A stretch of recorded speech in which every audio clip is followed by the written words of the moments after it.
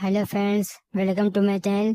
आज की इस वीडियो में हम आप लोगों को लेडीज सूट की कटिंग करने का पूरा तरीका बताएंगे। सबसे पहले हम लोग कुर्ती कट करते हैं। इसके लिए हमने कपड़ों को उल्टा करके बिछा लिया है और इसमें हल्की सी प्रेस लगा ली है।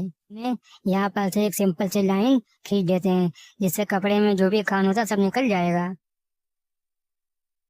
सबसे पहले हम लोग लंबाई का निशान लगाते हैं।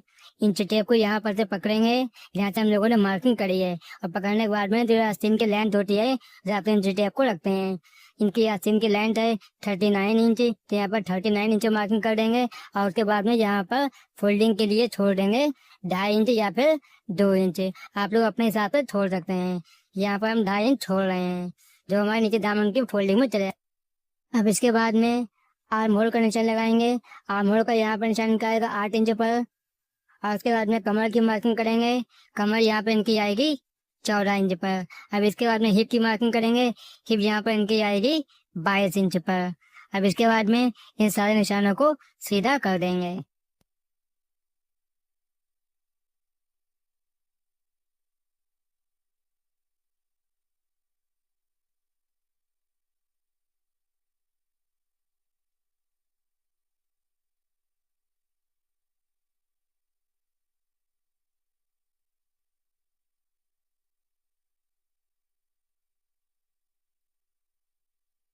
अब इसके बाद में तीरे की मार्किंग करेंगे। तीरा इनका है 14.5 इंच, जिसका हमने आधा करा तो यहाँ पे हुआ 7.25 इंच। 7.25 इंच यहाँ पे मार्किंग करेंगे और उसके बाद में यहाँ पर आधा इंच छोड़ देंगे एक्स्ट्रा में सिलाई के लिए। इसके बाद में इस मार्क को इस तरीके से सीधा कर देंगे। यहाँ पर नीचे लाइन खींच देंगे। अब इसके बाद में हम लोग यहाँ पर गले की मार्किंग करेंगे। गले की मार्किंग यहाँ पर आएगी 3 इंच की, तो हम लोग यहाँ पर 3 इंच की मार्किंग कर देंगे। अब इसके बाद में चेस्ट की मार्किंग करेंगे। चेस्ट इनकी है 42 यानी कि 42 इंच। हमने इसका 1/4 करा तो यहाँ पे हुआ 10.5 इंच। तो यहाँ पर हम लोग 10.5 इंच मार्किंग कर देंगे। अब इसके बाद में यहाँ पर कमर की मार्किंग करेंगे। कमर इनकी है 40 इंच। हमने इसका 1/4 करा तो यहाँ पे हुआ 10 इंच। अब यहाँ पर 10 इंच मार्किंग कर देंगे। इनकी है 44 इंच। इसका 1/4 करा तो यहाँ पे हुआ 11 इंच। अब यहाँ पर हम लोग 11 इंच की मार्किंग कर देंगे। दामन इनका है 11.5 इंच, तो यहाँ पर हम लोग 11.5 इंच मार्किंग कर देंगे। अब इसके बाद में यहाँ पर से आधा इंच की कंधी गिराएंगे। यहाँ पर आधा इंच कम करके मार्किंग कर देंगे और इस निशान को जो गले वाला मार्किंग है यहाँ से इस निशान को सीधा कर देंगे। अब इसके बाद में हम लोग यहाँ पर से इतने राउंड शेप दे देंगे।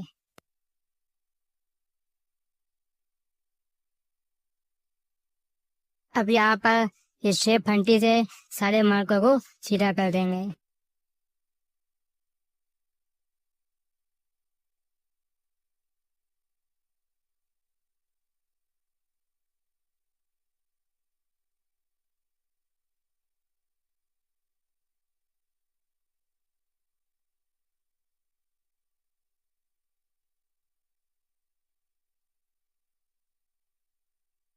अब इसके बाद में इनकी कटिंग कर देंगे।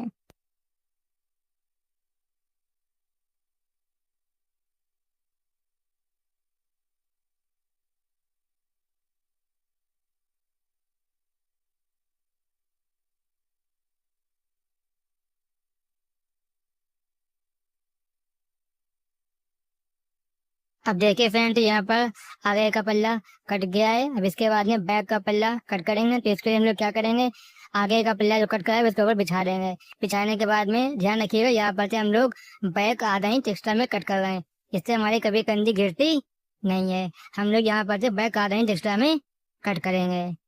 अब इसके बाद में यहाँ पर से इस शेप फंटी से इसमें शेप दे देंगे। ध्यान रखिएगा यहाँ पर जो बैक होती है हमेशा वो थोड़ी सी एक्स्ट्रा में यहाँ से कटती है, यानी कि यहाँ पे गुलाई जब हम लोग देंगे तो तकरीबन 1.25 इंच जो हम लोगों ने आर्म होल कट करा होता है आगे का, वहाँ पर से 1.25 इंच एक्स्ट्रा में रखते हैं।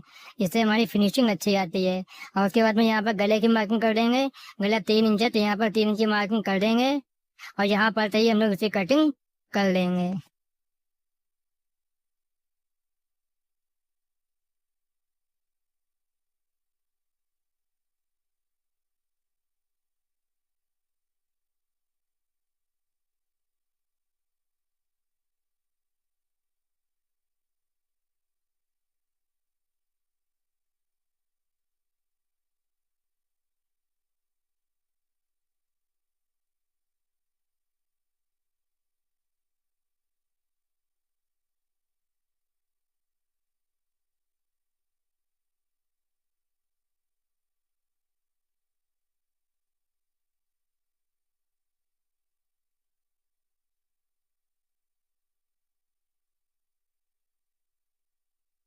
अब इसके बाद में आस्तीन कटिंग करेंगे। इसके लिए सबसे पहले यहाँ पर से एक मार्किंग कर देते हैं, जिससे हमारा ऊपर जो थोड़ा सा कान है वो यहाँ साइड में निकल जाएगा। अब इसके बाद में हम लोग जो निशान लगाए यहाँ पर इन चीटियों को पकड़ेंगे और लंबाई का निशान लगाएंगे।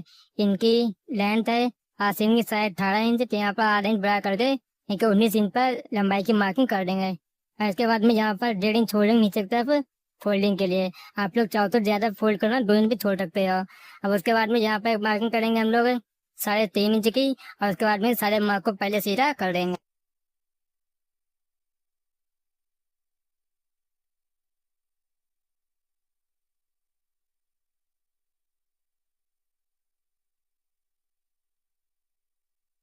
आस्तीन की मोड़ी है 5.5 इंच, तो यहाँ पर हम लोग 5.5 इंच मार्किंग कर देंगे।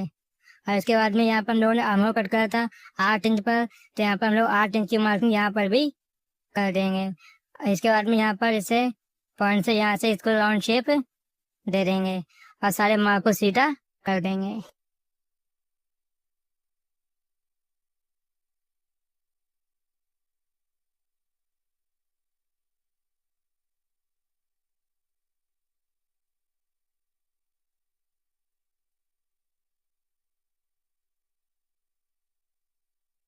अब देखिए फ्रेंड्स, यहाँ पर कुर्ती की कटिंग पूरी हो गई है। अब